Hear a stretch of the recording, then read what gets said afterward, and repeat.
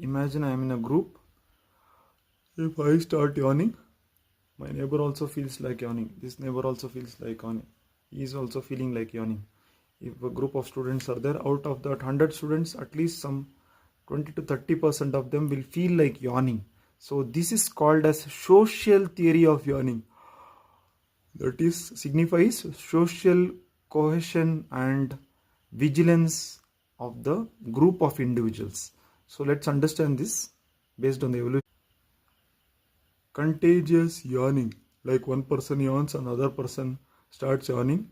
It signifies group behavior of the individuals.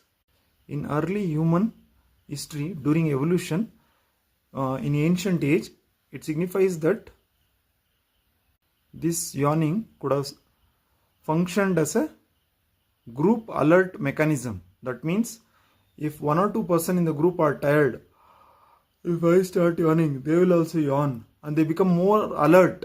So when they become more alert, we are in the ancient age. So when we are more alert, we are secured from danger. Otherwise, what happens? If he doesn't yawn, he will go to sleep, some animal will come and kill him. So in order to prevent this, the social theory of yawning signifies when one person starts yawning, it is contagious and all the other persons in the group also start yawning. It's not compulsory, but majority of them starts yawning.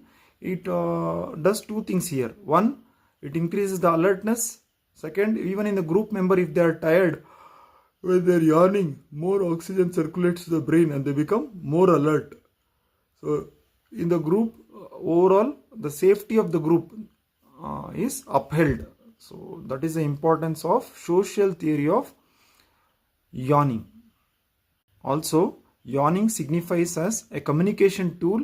Before the human developed like this vocal conversation, I am using vocal cord to conversate with you. You are able to understand that. Before the evolution of vocal speech, people used to communicate by yawning to signify boredom. Like some chimpanzee is throwing some paper at you. That means it is bore. Also signifies the exhaustion. If at all the person is exhausted by doing lot of work, when that person yawns, that signifies the person is exhausted or is bored with that particular activity.